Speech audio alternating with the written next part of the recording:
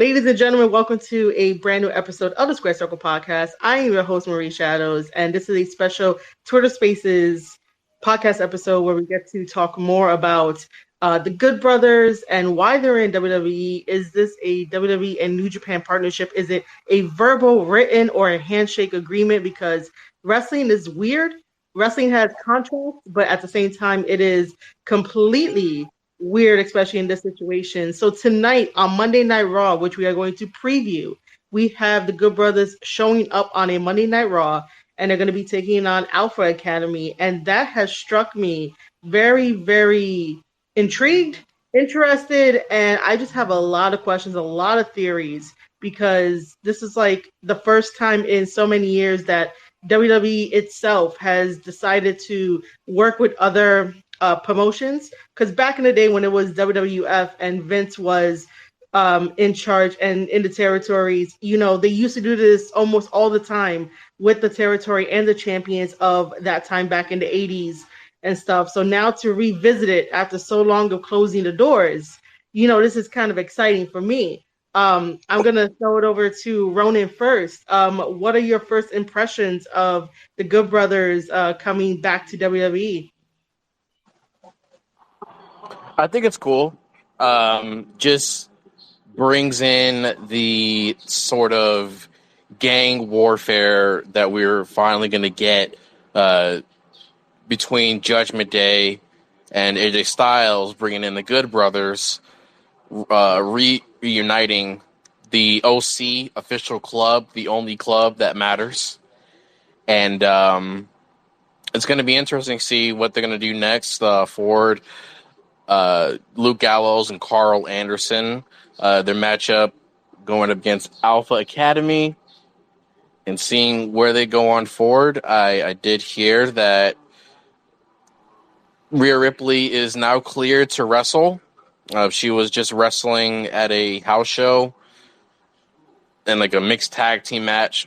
So that's going to be cool to see how she performs tonight. And this is going to be a good episode. I'm looking forward to it. No Zen Master, your first impressions of the Good Brothers coming to Monday Night Raw? I gotta be honest. My initial reaction, it was kind of just because we've seen, like, how many times have Luke Gallows made a return? Like, it's almost Big Show level, and I'm not a Luke Gallows. No, it's been 3 times. Sorry for cutting you off. Oh, I'm sorry. Go ahead.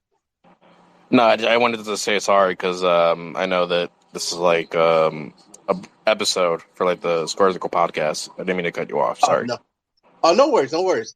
Yeah, so the fact that he is, made a return 3 times, and then considering what they did with the Good Brothers, their last run, it really fell flat. But one thing I will say, I think I'm definitely intrigued by the potential.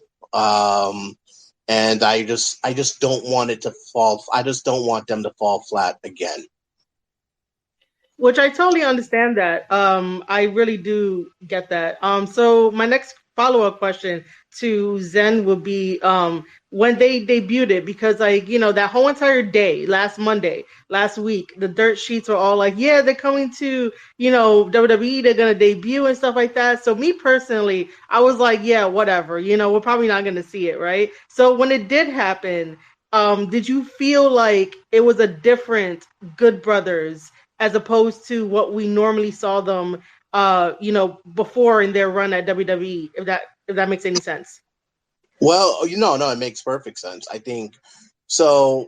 I really analyzed that segment, and first, it still felt the same. Remember the last time that they had the OC, the club. They were wearing the same colors. I think like the red, black, white, gray. They had the same color scheme, so it looked and felt the same.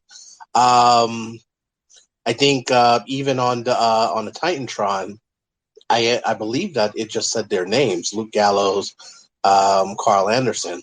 So have it been confirmed what the name of the tag team is? Is it the Good Brothers? Is it the DOC?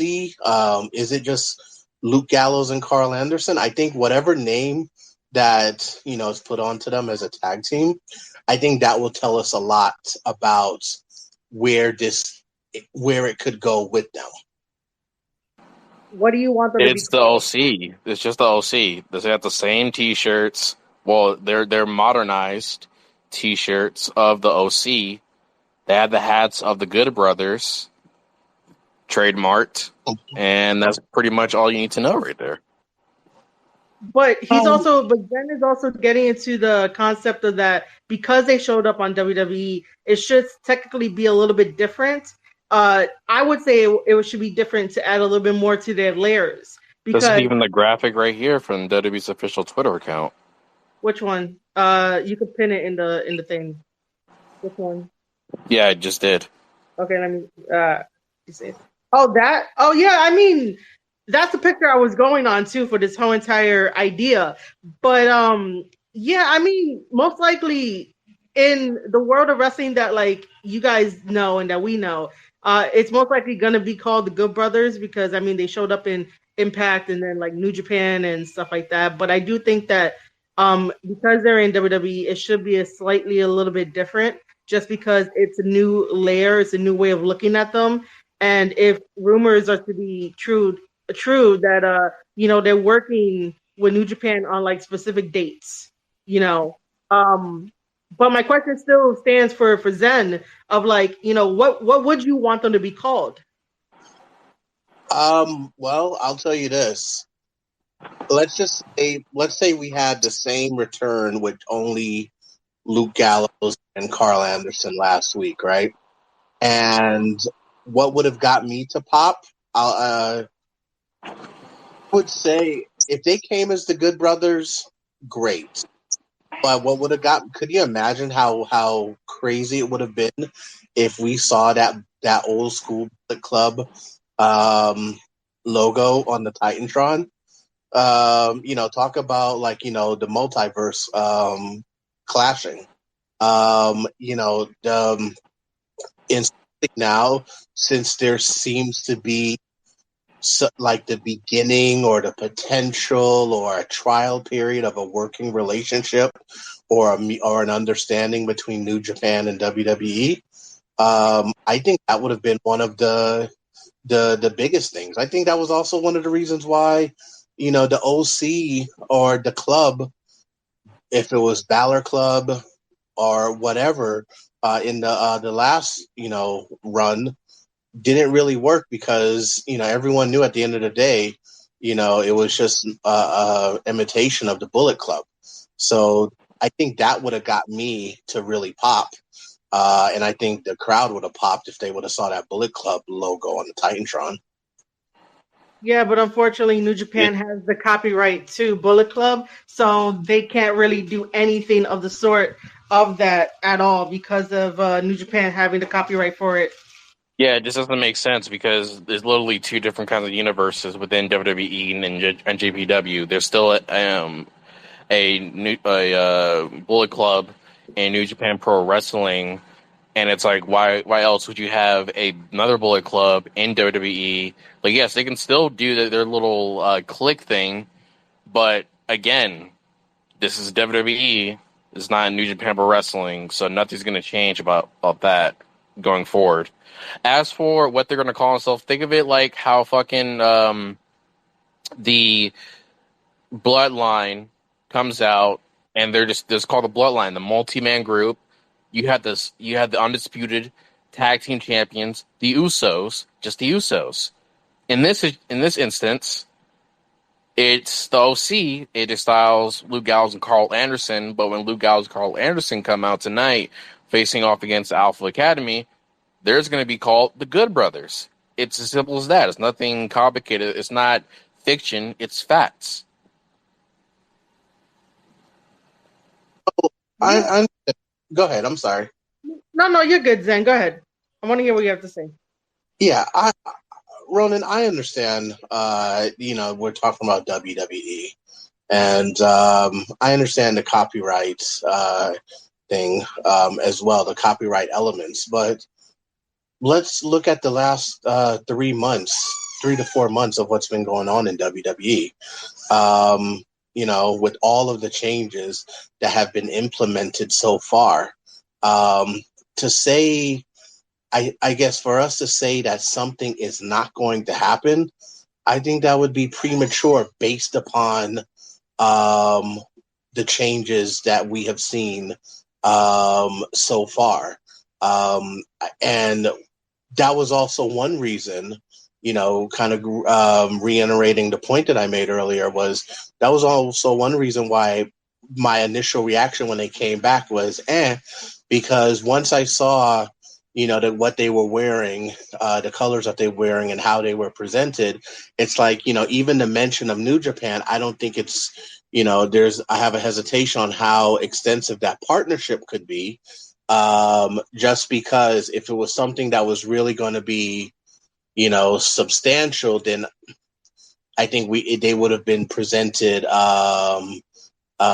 differently, but hopefully this is just a trial run and there could be more of kind of like a forbidden door that's really opens. Zen does But make a AJ Styles has a career of doing this. That's the thing. AJ Styles has a lot of pride. He has a lot of pride, and he has a career of doing shit like this. Whenever it was a tease back in his days in TNA, and he was being teased on joining the Aces and Eights. He had the vest. He had beer, just drinking with the boys, and turns out on all of them. Come to find out, like maybe 1 or 2 weeks later, he starts coming out in the entrance during Main Event Mafia versus Aces and Eights, and then he joins the fight against Aces and Eights. It's nothing new. Like I expected it to happen because I was like, there's no way they're just gonna like have AJ Styles join the Judgment Day. They're gonna have him get some backup or something. And what do you know? It happened. I've followed AJ Styles for a long time. As a fan, where he's like one of my favorite wrestlers of all time, I knew this was coming. Doesn't take away from the fact that it's like, oh well, it's whatever. But again, what did you expect whenever the Good Brothers were to come out anyways? And their contract was up in the first place if you followed like social media. So you knew it was going to happen as well. I mean, their contract was up with Impact, and then they went over to New Japan, and that's where Jay White was like, Bullet Club is there were taking free over agents, the world. Bullet Club is taking over the world and stuff, and then we happen to have 2 Bullet Club members who came back into Bullet Club over in WWE, which opens up a lot of doors, questions, theories, red flags, and stuff like that. But we're gonna move on from this. But I totally understand where Ronan, I understand where you're coming from, and I understand where Zen is coming from. Because it is sort of like, if you think about it, because they have the verbal agreement with like New Japan, it's sort of like, well, they can't really be presented in such a grand way because they're still under contract with New Japan, and Karl Anderson is our never openweight champion. So it's like, WWE is a little constricted, but Triple H will make it work. My next question would be, why do you think we're having the Good Brothers versus Alpha Academy and not like a preview to the Good Brothers versus Judgment Day? It's a spotlight the Good Brothers. Spotlight the Good Brothers in order to, get their, get the feels in, soak in all the emotions, and then get their footing back in the mat, or where they belong back in the WWE for several years that they've been gone, and then they can just cut a promo addressing their return and addressing their support for AJ Styles on how they're going to attack Judgment Day. and discuss their relationship with Finn Balor. Plain and simple. John, you want to add anything? Yeah, I agree with Ronan said for the most part. I think the fact that the Survivor Series, excuse me, the theme being War Games. I think this is going to be a low burn leading up to Survivor Series, and I think it's going to be a schmoz. Otis will be able to have his comedic moment, and it will be a schmoz. I don't see it. It's definitely going to be some type of disqualifications starting. This angle going to War Games. This is why I like hosting these things and even doing it like on Twitch and have people remind me certain things, because I keep forgetting that we're basically on the road to Survivor Series, right? Mm-hmm. Yeah. So like I keep forgetting about that. So thanks for You have Crown reminding Jewel, me. like And now, Crown Jewel's coming up, right? yeah, Yes. yeah. Yeah. Yeah, so like this makes sense to have the Good Brothers there and stuff like that. So like it makes sense if we're gonna be doing the slow burn to Survivor Series and have like the traditional Survivor Series matches and or war games and stuff like that.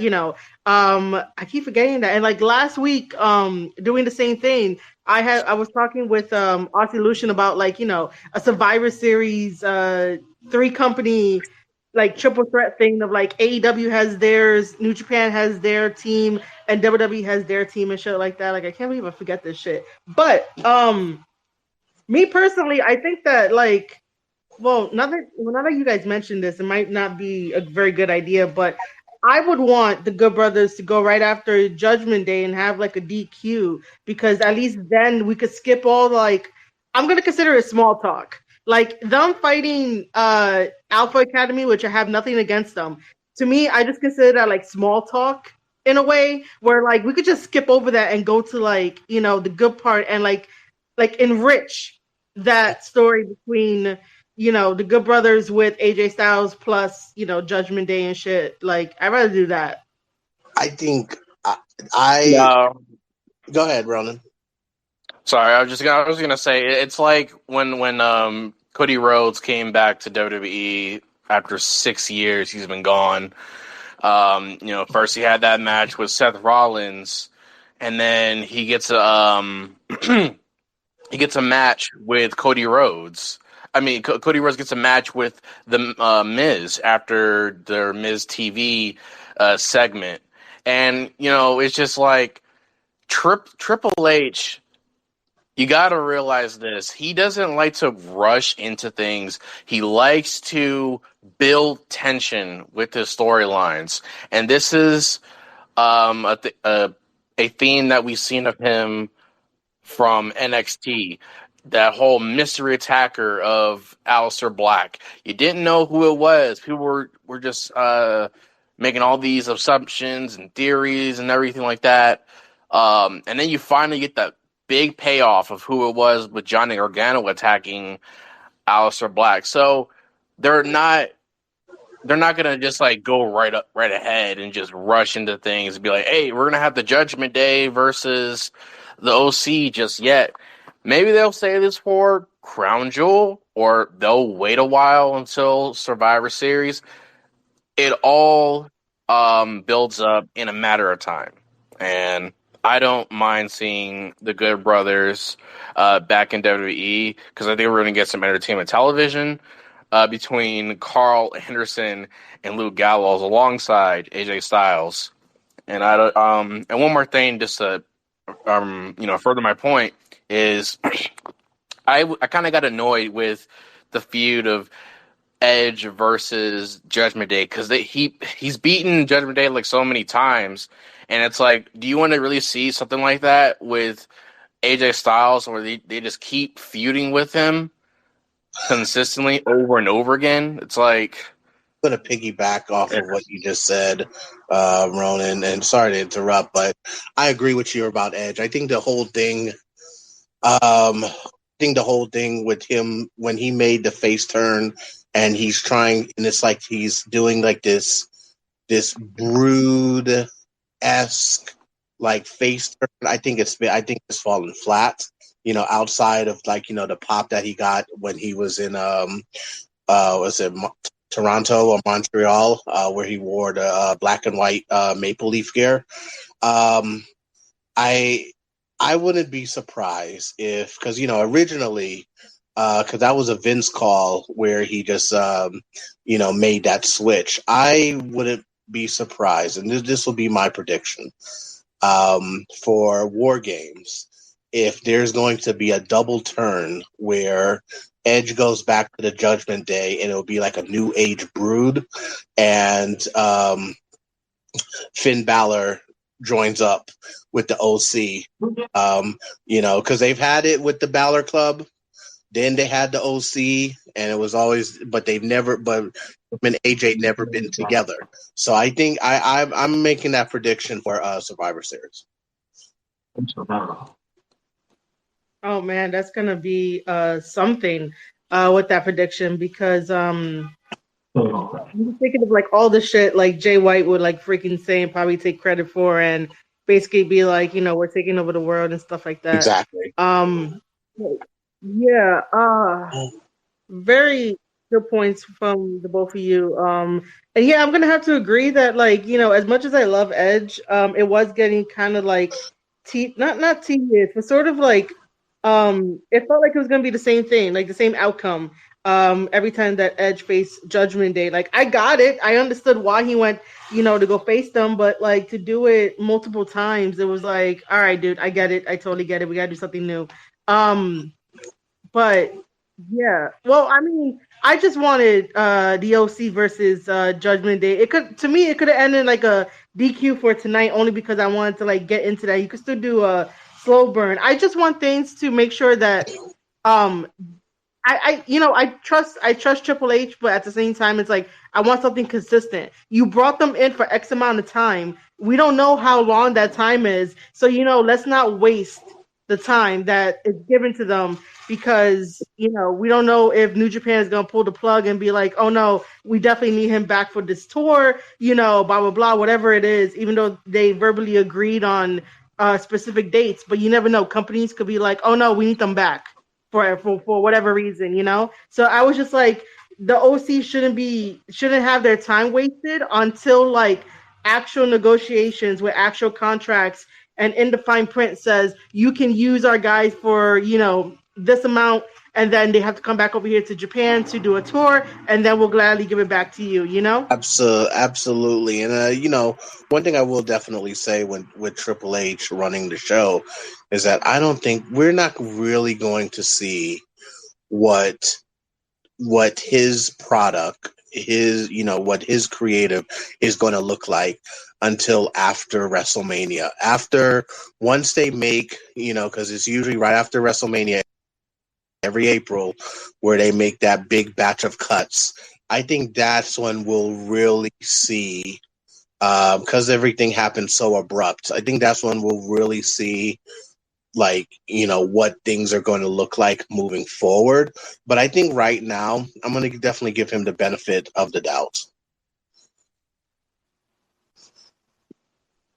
Yeah, Ronan, you want to add anything before I move on to a different question? Yeah. So I think the budget cuts will not devalue the state of WWE after the Road to WrestleMania is over.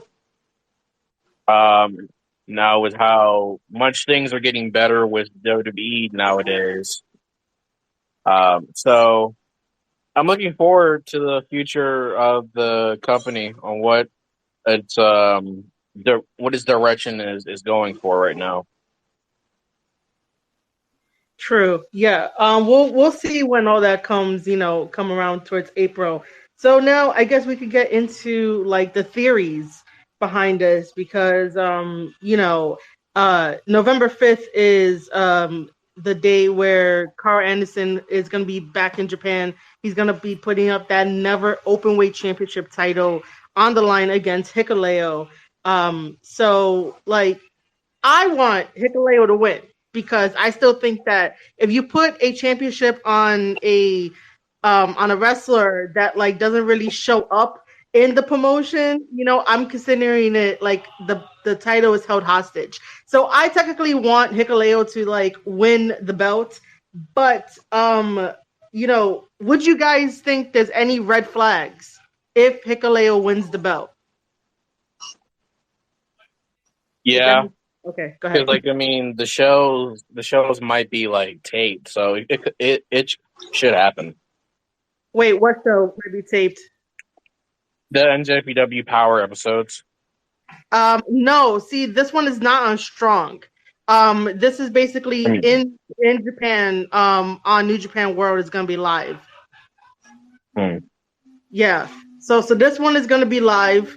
For the belt to be put up and to see what happens, because if Karl Anderson loses the never open weight to Hikuleo, then that means that maybe the verbal agreement is done, even though they said that they're going to be there until Wrestle Kingdom. What's the point of being there to Wrestle Kingdom if he's not going to be the champion and he's over in WWE? It's not going to make sense if he has like a Wrestle Kingdom match. But then again, they do give like special matches and shit. Wouldn't it be kind of cool? Has the New Japan belt ever been featured? Has anyone ever brought the belt over in the history of the company? Are you talking about like on a different promotion? To like WWE. To WWE. To my knowledge, no. Only because, like I said at the beginning of this episode, that like it's been so many years now that like they're opening their doors to like do stuff. But no, I would have liked it if Karl Anderson would have showed the belt last Monday, just because he's like, I'm the champion. What you got? What you gonna do about it? Yeah, I don't know. Absolutely. I think that would have been great. One of the things that I think that we should definitely remember is that as much a lot of people hate on them, but the Clique is running the show. And I don't know if you guys remember, but before Scott Hall signed with WCW, when he was negotiating with Vince, one of the things that he wanted to do, just like, hey, look, if you can't match that money that WCW is offering me, let me go over to Japan and work some shots. Like, let me work 6 weeks. I'll be able to make up the difference, and I can still work for you. And Vince shot that down. I think, just with that mindset, obviously Scott and Triple H are two different people, but these are guys that talked about the business for a couple of years on the road, and that all they did was talk about the business. And I wouldn't be surprised if Triple H would open up that door, having a wrestler's mentality, knowing that, hey, you know what, it is let a guy go somewhere else, make some money for his family, keep him off our TV for a while, because absence make the heart grow fonder, and it's a win-win for everyone. So I see this as being the time that the door could be opened for both sides.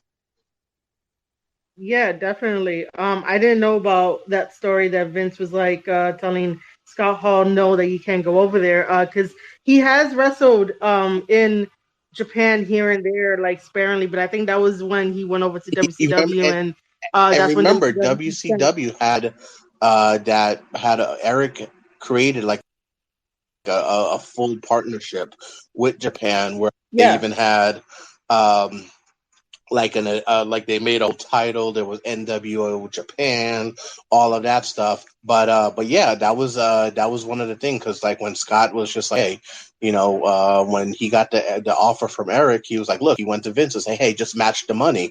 And then he came up with these different ideas, including working for Japan. I think he even brought up Vader, but in the situation, but I guess Vince was like, no, that's a completely different deal. But yeah, I think the fact that Vince was never a wrestler. He's a son. He's a son. He's not dead, but he's a son of a promoter. So I think the fact that you have someone that is coming from a wrestler's mindset and knowing that, hey, just because I don't want to oversaturate someone on my in my creative doesn't mean they need to just sit down at home and not have a chance to make money. So I definitely see that as something that could be happening more often in the future. Yeah, definitely. I would like to mention that WWE gave Nakamura the okay to go over to Japan and be part of the funeral for Antonio Inoki, which was pretty cool. To let him go and be like, go give your respects and stuff like that. Because both of them sort of like was in the same era and stuff, so it was nice to see that happen. Also, I do want to bring up that starting in November, we do have World Tag League. So I don't know if like the Good Brothers' involvement with WWE, they could whisper stuff into Triple H's ear and be like, "Hey, let us get some of your tag teams and let's have them over in Japan," because they haven't given us the lineup yet of like who's going to be in these tournaments, because we're going to be having World Tag League plus Super Junior Tag League back to back to finish out the year. So it'll be nice to see some WWE guys in there, because I know AEW ain't going to do shit with that. Yeah, I don't know if that's a whole nother show, but yeah, let's. AEW is not going to do shit with a lot of things. Oh. Are you talking about how like if we mention like AEW and how they're not going to do a lot of shit that's worth for another show? Yeah, pretty much, yeah. Well, you should come to my live streams, because we have a lot of fun there talking about all the shit that AEW needs to fix. Okay, well, so you'll be right at home, definitely man. consider that done. You'll be right at home. But yeah, I know that if we do talk about AEW, it's gonna take like 2 fucking hours, because I just know, man. But by the way, if anyone's listening to this on the replay, just know that we care about wrestling. We want wrestling to succeed. It's not like, we're just gonna be like, it sucks and move on. No, we're gonna be like, this is what needs to get fixed. And these are our ideas, and you can take it from there. But staying on the topic of WWE, would there be any tag teams that you guys would like to see in either World Tag League and Best of the Super Juniors? And by the way, Super Junior weight limit is like a cruiserweight-ish type of wrestler. So yeah, what tag teams would you guys want to see? I don't know. That's interesting that you said that you don't know. I mean, like, Because I haven't watched NJPW in a while. I haven't been following as much. I mean, you don't really have to. I'm saying, what tag teams from WWE would you like to see them over there in the tournaments? I would love to see. I would love to see the Usos. I would. Yeah. I would love to see the Usos. And I'm sure there's some other members of that bloodline, in Japan, or that they could get in the ring with. But yeah, I would love. I would love to see the Usos. That would be great. I know it may sound like a weird one, but I'm odd one. But I want to see Shelton Benjamin and Cedric Alexander. Yeah, that's a good one. That'd be nice. That's a good one. And you know what? I would even say the New Day, just because, and only for this reason. They've gotten stale. They've gotten stale, and I don't know if it's the absence of Big E, but they've gotten stale, and I think putting them in a new environment I think would be intriguing.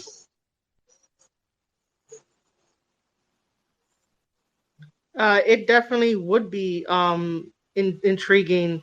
I guess. I would like those two to be there. I think Xavier Woods would get over so fast in Japan just because of his nerdy side, and then he'll show pictures and videos and he'll get over. Him and Kofi will get over and stuff like that. I was gonna bring this question up. What about if they send Dominic Mysterio over there? Like, who's gonna be his tag team partner going with him? Wow, could you imagine a mixed tag team match with him and Rhea Ripley? First of all, I'm having trouble taking him seriously with the mullet. Oh, really? I'm in trouble taking him seriously, but you know what? I think he would be a great person to go out there because he for his limited experience, he's been put into a spotlight. And I'm glad that, the separation with him and Pops, which I think we can all assume that will lead to a retirement match since WrestleMania is in LA, a retirement match, at 39 with Ray. But I think that would be great to send him over, let him get some more experience. Especially if he's going to be in a high profile match, assuming they'll make that happen at this WrestleMania with his dad. He would be a great person. And then and you have the mixed gender as well with Rhea Ripley. That would be interesting. It would be too. New Japan Pro Wrestling is breaking down their guard or barriers, however you want to put it, because on November 20th, they will be having a special edition of New Japan X Stardom, where it is mixed tag matches between, New Japan wrestlers and Stardom wrestlers, and then also crowning the first. I think November 20th is also crowning the first ever IWGP Women's Champion as well. I don't think that's going to Wrestle Kingdom. It might be, maybe not. I have to double check. But yeah, I would like to see Dominic and Rhea Ripley over there in Japan taking on a mix of one Stardom Joshi wrestler and one New Japan wrestler. But hats off to New Japan for breaking down their barriers and guards to let that happen, because they don't really normally do that at all. It's just it's either men versus men or women versus women. But see, this is the exciting times that we have, especially not knowing enough about this whole deal, partnership, whatever it may be. It might be just a verbal agreement that WWE gets to use the Good Brothers and stuff like that for the time being, and Japan gets to benefit from it, because that opens the doors for a lot of the WWE guys to experience stuff. And then maybe on the timeline we could stop having the freaking discussion of they're like a WWE guy through and through. They got to experience other things too and travel the world and shit. So I just see a tweet here that says AEW has been putting on a masterclass on how to tell stories for most of 2022. WWE has been putting on a masterclass on how to book random matches nobody cares about in 2022. It's really easy to see why AEW is thriving and WWE is declining. Marie, what do you think about that? Did you plug the tweet up here? Yeah, you did. This guy just wants. This guy just wants the clout. I know who he is. Oh my god. Yeah, he just wants the clout. That's all I mean, that's really not all I'm gonna say, but I'm just saying that it sounds like he got it reversed. Because for 2022, AEW hasn't really been telling stories. There's a lot of inconsistencies. There's a lot of stuff that don't make sense. I mentioned this on my Twitch channel, I believe, that how do you allow another wrestler to steal a championship belt and then have another wrestler challenge for that stolen championship belt, and you have I gotta go. See you. Okay. How do you challenge for that championship title that like wasn't won and it's stolen, and then when the owner of the championship title comes down to go get it, security is stopping her? Like, what kind of story is that? That's not a story. That's not consistency. That's nothing. WWE has always been telling really good stories, no matter what, no matter how we feel about it, but you still remember the stories going on. This What's is the up? thing.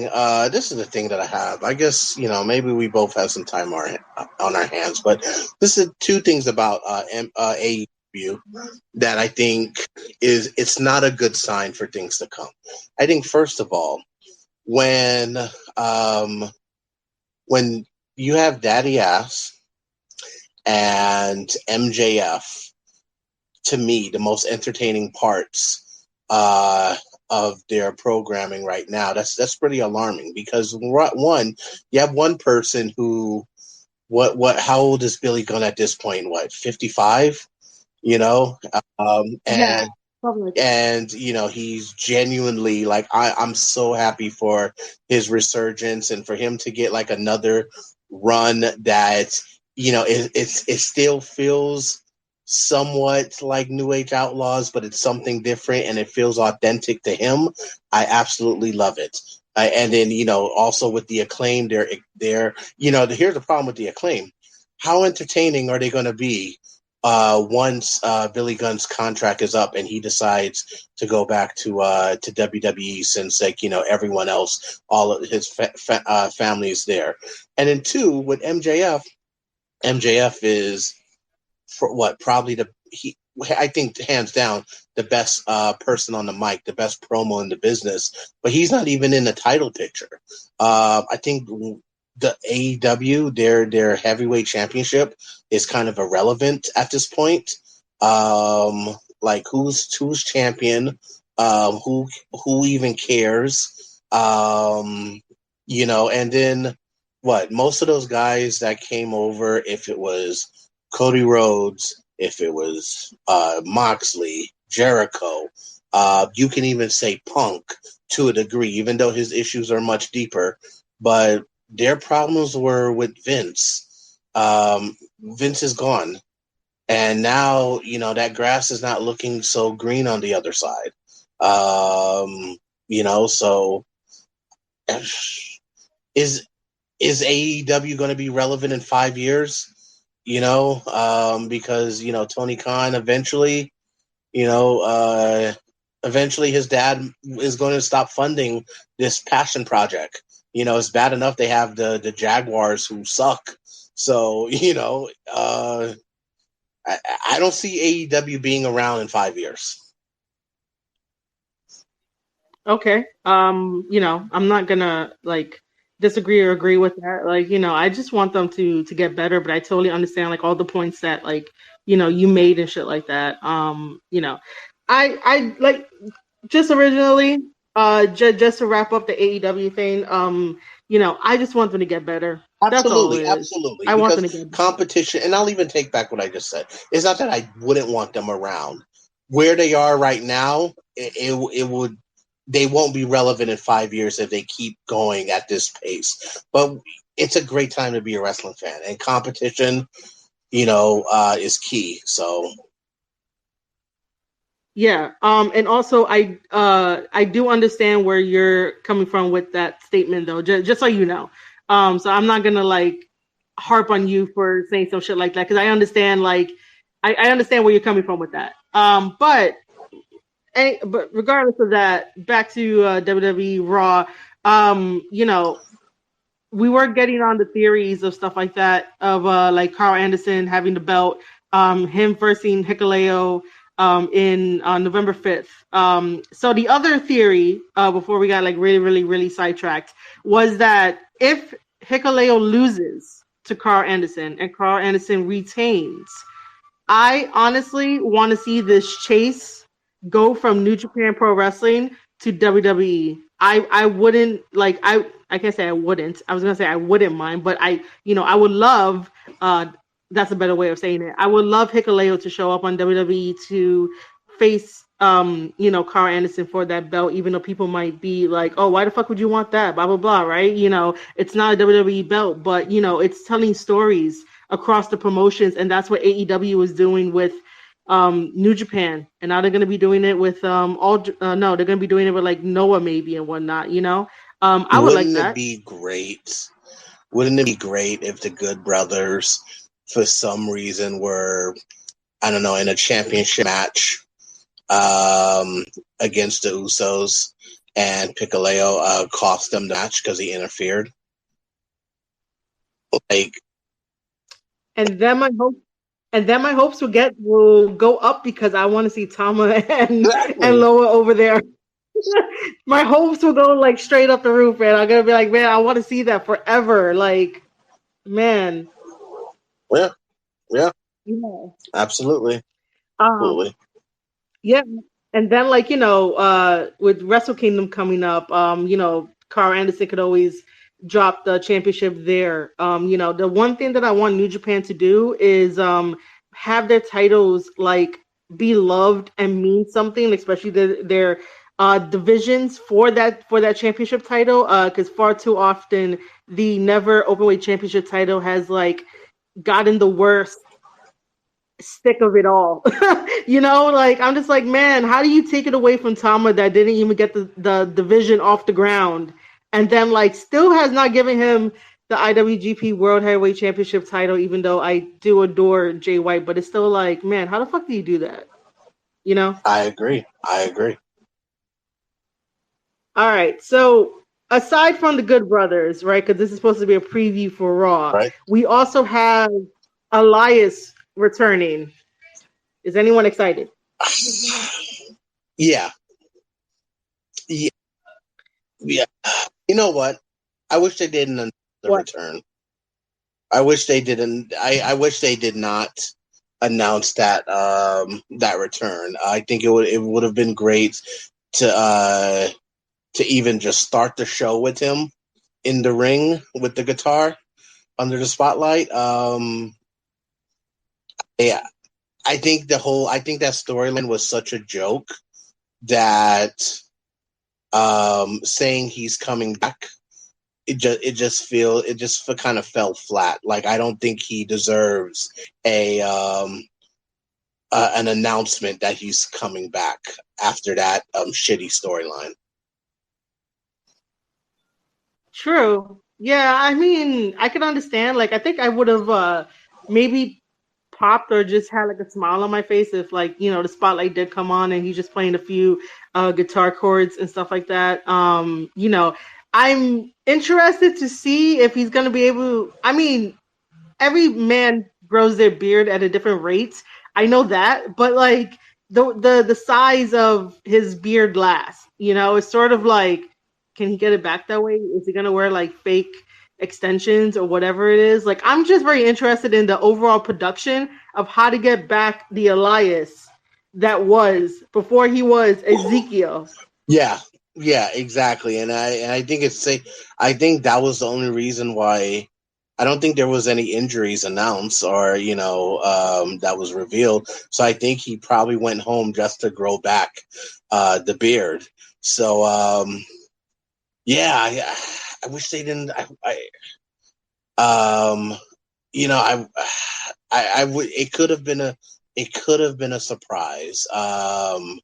It could have been a surprise. I don't think they could have surprised. They could have done a surprise on Raw. I don't think Crown Jewel is a great place to do a surprise just because the crowd doesn't really pop. Could they have held it off to maybe Survivor Series War Games where he he screws some team, maybe, but it really could have been a surprise. Yeah, it could. I'm gonna take a mini little break from talking about wrestling and giving a huge, wonderful shout out to the Rev Cupid. I haven't talked to him in forever, so I just want to know, how is he doing? How are you, sir? Getting older day by day. Yep. Man, it's so great that you hopped into my space and we finally get to chat and I hear your voice, man. It's been so long. Yeah, it's been a while. How you been, my friend? I've been good, man. I've been just making content, trying to get myself out there, trying to work with other companies and stuff like that. I became the official podcaster to an all women's wrestling promotion out I in want in Jersey. on that. I want in on that. You had me at all women. Yeah. Yeah, I was yeah, I'm the official podcaster. I still have to create content for them, which I'll be getting on that soon. I'm kicking myself in the ass that I'm waiting so long. Made some new friends in the wrestling business and stuff. Right on. Right But on. yeah. And then just trying to do these Twitter spaces along with like streaming and stuff like that, just to get my name out there and like, because the goal is to work for New Japan to You try still gonna be everything. doing the Twitch thing? Yeah, I'm still doing the Twitch thing. I got back Right into on. That's all I need to know. I got back into streaming after like, getting out of depression and shit. But while I have you here, do you have anything to add about, the Good Brothers coming back to WWE even though they are New Japan wrestlers? Well, their AEW thing there, we all know the story behind that. Actually, it probably would have made more sense to bring them out at Extreme Rules, but they want to reveal the return of Bray Wyatt correctly, so I can understand that. I would have waited myself. I would have brought them out at a pay-per-view, but that's just me. I'm just, it's a personal thing with me. That's all. Doesn't mean I'm right. Doesn't mean I'm wrong. Yeah, I totally get that. Most surprises feel better at like certain pay-per-views if it's not like overshadowed by like someone else that's bigger. So yeah, I totally get that. So we were talking before about like, Karl Anderson has the Never Openweight Championship title. And how would you feel if he lost it to Hikuleo on November 5th in Japan? And then head over to WWE. Like, do you think that like his contract would be up if he did that? Like, it would any red I flags? don't think it would be up, but we got to look at the fact that it really doesn't hurt to lose once in a while either. Yeah, that's true too. Yeah, I've seen nobody like brought that up yet on like internet wrestling community Twitter. I mean, I'm just thinking like, okay, in that case, it wouldn't hurt Anderson to lose because they would only make his standing go up, in the business. And he could focus on WWE, what he's got to do there too, right? Because you don't want any distractions either. That's true because we're all trying to figure out like exactly what is going on because technically in wrestling for the amount of time that all of us here have been watching and studying it, like we kind of figure out the black and white parts, and then like there's that gray area where like things just don't make sense, but somehow it turns out to be logical. But in this case, it's like the Good Brothers went from AEW to Impact. Their contracts were up in Impact, and then go over to New Japan. They just follow like Jay White to go back into Bullet Club, and then we have the champion. And then to see them on WWE is sort of like, whoa, what are we really doing here? Like, how is this really happening? And it's more exposure for New Japan Pro Wrestling in a way, especially when like podcasters talk about the relationships and stuff like that. But yeah, I would have And to it'll give agree. WWE the opportunity not to just open the forbidden door, but just to bust it down. Yeah, because Kick it open. Just turn it. yeah, and then to also have WWE guys go over to New Japan to get some like reps in, to get some like cool matches, and then vice versa and stuff like that. So in one aspect, I do agree that like he doesn't need any distractions, because I mean it's I think it's definitely a big distraction. He goes and helps AJ Styles while like Hikuleo is over here training to be like, yo, I'm gonna take that belt off of you and stuff like that. But I did mention that I would like a chase where Hikuleo shows up on WWE, and then Zencaster was all like, we should have like the Usos face the Good Brothers. Hikuleo comes in, basically has a DQ, and then we get like a triple threat and have like God in there, like, you know, fantasy booking. And then other than that, Rev, do you have any thoughts on Elias showing up on WWE Raw? Well, we all know who Elias was. Turned into another character because it did resonate, but not as good as what they were expecting. So he had to switch back to Elias. Yeah. Did this question goes for both Rev and Zen. Did you guys enjoy the Ezekiel storyline? Oh, I loved it. I thought it was a nice departure from the Elias. You know, it kept actually what it did. It kept him relevant, and that's what you need. It kept him relevant. That's true. Zen, what about you? If he's there, he might be away from his phone. Yeah, he proposed different gimmicks, right? And one they turned down flat out because they said it was too much like Randy Savage, right? I think so. I don't ever remember hearing that story, but it does kind of look like he did, based on that picture of like Ezekiel in the hospital, and then like his family members are there. So I guess. So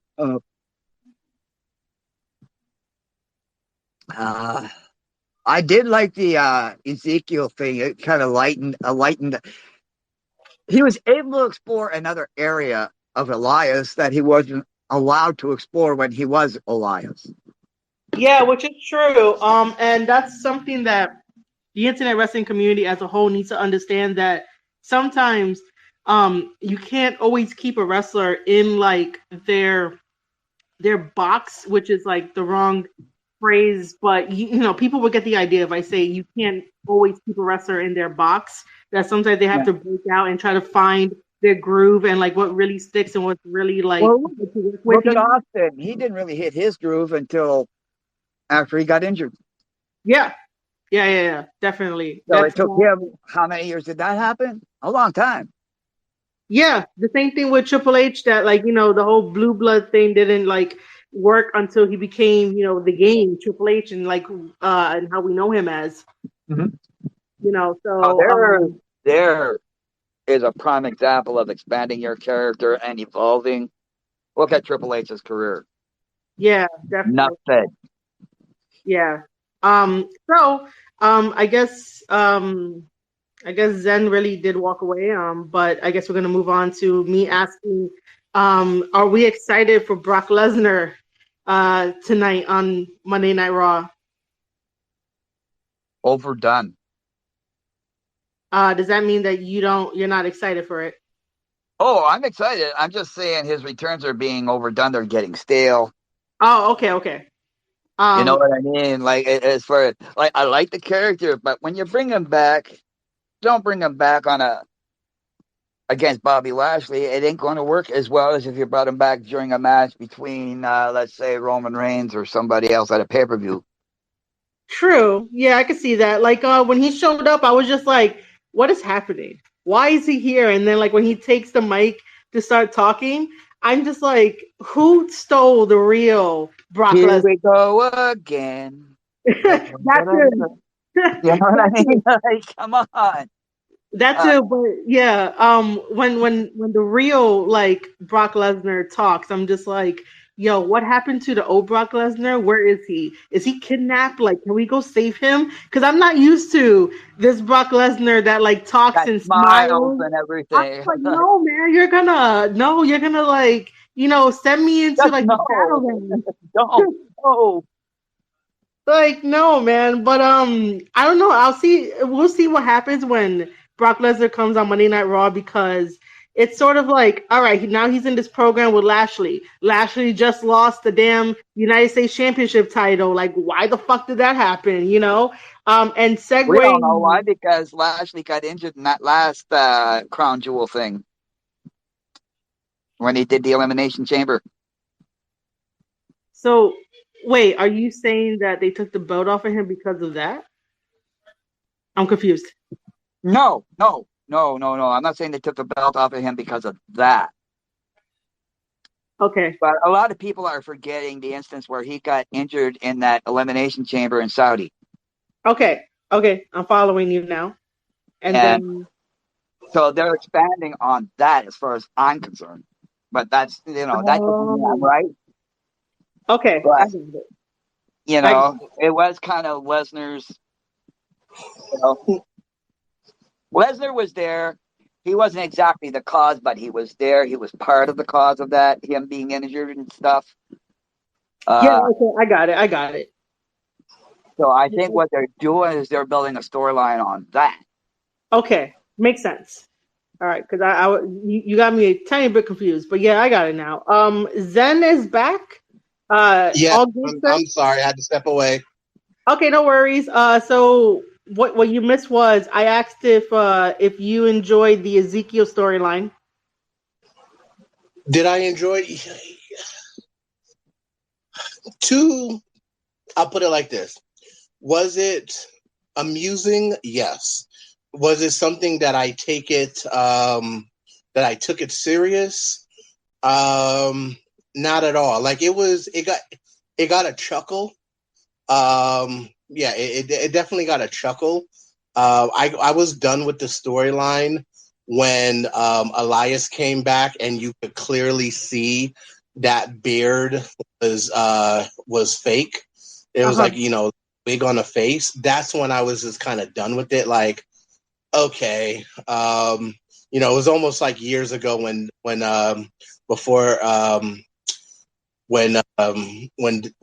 WWE was acting like the Undertaker didn't shave his head in real life, so they had him like literally in weave under his hat. It really looked very synthetic. So once they had that fake beard, that's when I was kind of done with the whole thing. Okay. All right. So then after that, we went into talking about Brock Lesnar, and Brock Lesnar's he's going to be appearing on Raw. How excited are you? You know what? This new version that we've seen of Brock this past year, like, what I think is he's being called Yellowstone Brock. I love it. Love love the personality. Just the change to the look, even him getting on the mic. Like I really embrace the character. And the thing is, he doesn't, he just comes in, blow shit up, and then leave.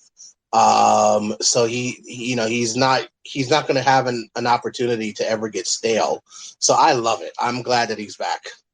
Okay. So then we kind of segued into like, the whole United States Championship thing, because as we saw last week that Lashley lost the belt to Seth Rollins, and tonight for Monday Night Raw they're advertising Seth Rollins versus Matt Riddle.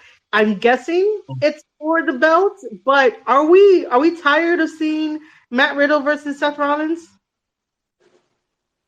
Well, absolutely, because the thing is, I think the fact that they see this is one of the things that this feels very Vince-esque, and I hope Triple H cleaned this up.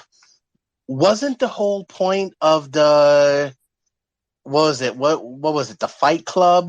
What was the name of the match that they just had with Daniel Cormier as a special referee? It was the Fight Pit. The Fight Pit. Wasn't that supposed to be it? Like that was supposed to be the ultimate where, we're going to this thing isn't over until one of us is dead type of thing, or is like damn near,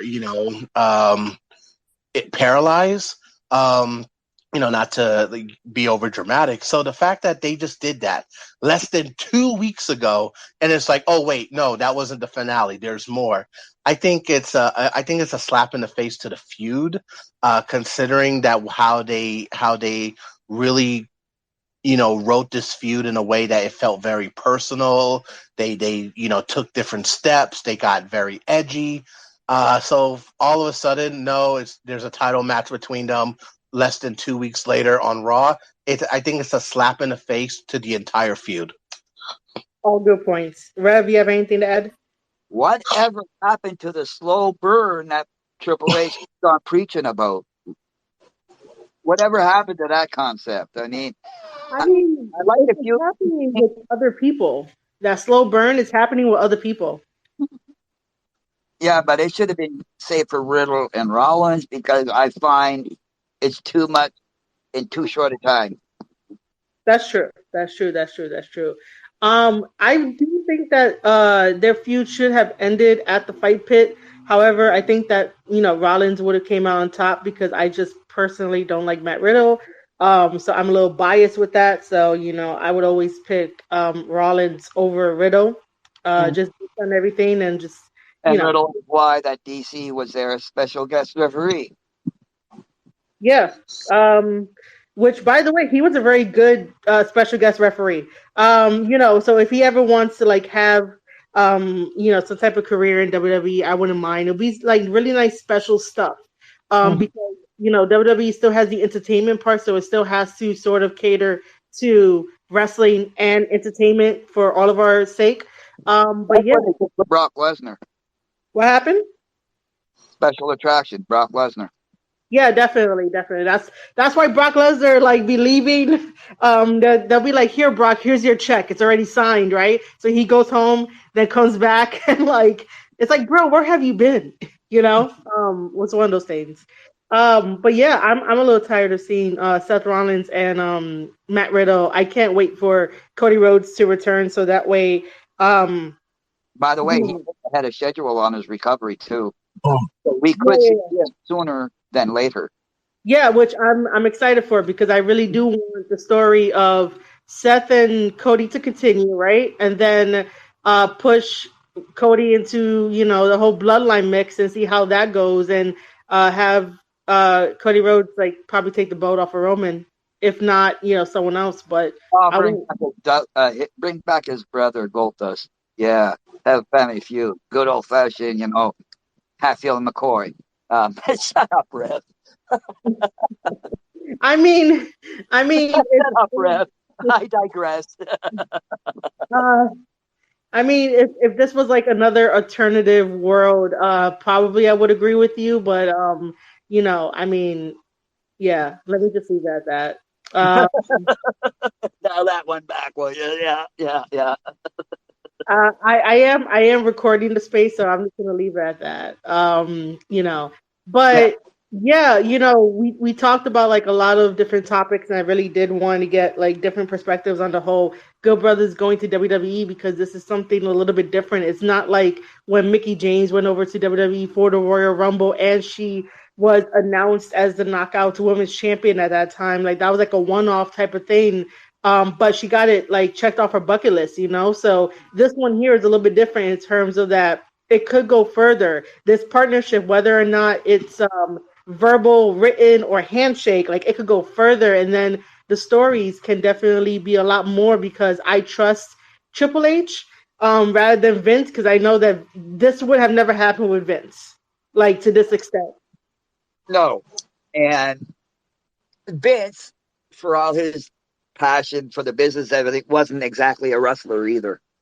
Yeah. So, it's going to be a little bit different for the mindset. And that's what people have to remember, that Triple H, first and foremost, is a wrestler. And then he's also a businessman. And then being around Vince for so long that, he acquired all right, so this works, this doesn't work. How can we do this? How can we do that? He kind of adapted. So he's a hybrid of a wrestler and a businessman that can push the company forward, and it's obviously doing really, really well. It's not perfect. No wrestling company out there is perfect. No wrestler out there is perfect either, but we get what we get, and then we come here and talk about it and have these constructive criticisms and ideas and solutions to be hey, this will be a little bit better because of X, Y, and Z. So for anyone out there that doesn't like when I talk about wrestling or doesn't like when my buddies talk about wrestling, it's not because we don't want you to be happy. We just want a not perfect product. We want a good product where we could all appreciate the craft, because man, these guys put their bodies on the line. These guys sacrifice a lot more than like the ordinary person sacrifices. Wrestling is not like a regular 9 to 5 job and shit like that. Like You're on the road like 200 days a year, pretty much. yeah, man. And it's definitely a business where it tires you out, where it like really fucks with you physically and mentally, you know. If we can give back to sort of do that phrase of work smarter, not harder, why not, right? Like, why do we have to get shunned for wanting the wrestling business to work smarter, not harder? You know. So with that, I'm gonna leave it there. I'm intrigued by all of this. This opens up so many possibilities for us to, talk about it, have some fun with it. So, Zen, I don't know if you create content or whatever it is, but if you want to go put yourself over, man. Hey, I don't create content yet, but hopefully in the very near future. I really, one thing, something that you just said about, we're all wrestling fans. And as much as there's nothing better. When wrestling is good, there's really nothing better when it comes to form of entertainment. But $5 thoughts, appreciate anyone for the follow. I'll do so in return. And I'm definitely going to be more active in the wrestling space and participate more in these Twitter spaces. And I'm all about building community, talking shit, and pop culture. So you can follow me, $5 thoughts, no Zen Master here, and Yeah, thanks for being the speaker too for this whole entire thing. And Rev, do your thing, buddy. Like, put yourself over. Hey, it's me. It's TRC. You know what? I would love nothing more than to work with you sometime, Marie. We've discussed this more than once, so I'll just leave that as that is. Zen, I'm going to have to go through who I follow, unfollow some people so I can follow you. I'm at my limit right now. I just threw the follow towards you. I just followed you. So, but yeah. I'm filling up my numbers. I'm kind of scratching. I stepped away from Twitter for a couple of years, and then I missed it. Missed social media. I did miss Twitter, not social media. So I'm literally just starting from zero. And so every bit helps. Maybe you and I can do something sometime, bro. I like where your head's at. No, same to you, man. Same to you. And Marie, I am officially a fan of yours. And please, she good. Don't. This won't be the last time you'll be hearing my voice. Cook her food. Yeah, like, you gotta cook everything, bro. Like, there's more than one facet to her. This girl, like, she's amazing, man. Lovely. Thank you, guys. I all right, Rev, keep putting yourself over, man. I'll keep putting yourself over. I just want to be able to, appear on a podcast once in a while. It doesn't have to be mine or anything. Like I said, I do want to work with you, Zen, and Marie. Well, we already know that. So once in a while, yeah. And actually, I think it would be kind of cool if the three of us came up with some kind of a podcast, where we can just let loose, right? But that's just me. All right, I will take that into consideration, considering everything I have going on behind the scenes. But I appreciate the kind words. I just think differently than like most women out there, so I'm in a different category. But I do like to help out the smaller podcasters out there and get them over as much as I can. I do see some familiar faces down here in the space anyway. If you guys have not been following Ultimate Sports Talk already, go follow him. He is the best sarcastic ass of a person that I enjoy to have in my Twitch chat and to follow me around and to support me. I just do that out of love. So it's great that he joined in, even though I wanted him to talk.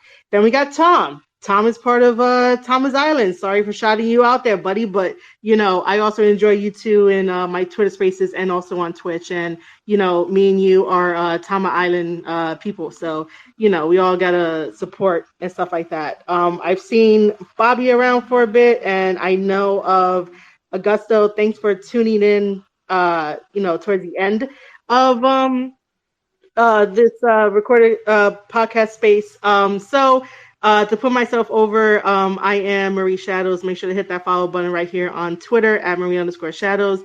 I also go live on Twitch, twitch.tv/Marie_Shadows, where we watch New Japan Pro Wrestling, where I break down New Japan Pro Wrestling and, wrestling in general, and probably have some fun. If I'm too overwhelmed with wrestling, I tend to probably play a video game, but it's mostly wrestling. Well, you do a great job, my friend. Thank you, man. I appreciate that. Sometimes I think like I don't, and I'm being honest. Like I really don't. I had a heart-to-heart talk with my Twitch community not too long ago about like all the shit I was feeling. So, I still have to give myself a pat on the back and shit like that. Because sometimes it's like, everybody that's in here, everybody gets down on themselves. I know I do because I'm older than you guys are. Yeah, but you act like so young, man. Like you're so great at it. Thank you for the kind words. I will definitely take those into consideration next time I talk to my wife and tell her that. Of course, man. Of course, you better do that. You better do that. But yeah, let me wrap this up because this will be a special podcast episode that will be heard on marieshadows.substack.com. If you're not signed up for free on my newsletter, I have free and paid content. My interviews are up on there where I interviewed Aaron Henare of the United Empire, Clark Connors of New Japan Pro Wrestling, Bodega Boy, Jared Diaz, Shotgun Adams, and also Amanda Moreau, who is a manager and referee in the business. So, marieshadows.substack.com, twitch.tv/Marie_Shadows, and then obviously this Twitter account. And I love each and every one of you guys. Thank you for tuning in to a special episode of the Square Circle Podcast. And I'll see you guys on the next one. Keep rocking. Take care, guys. Later.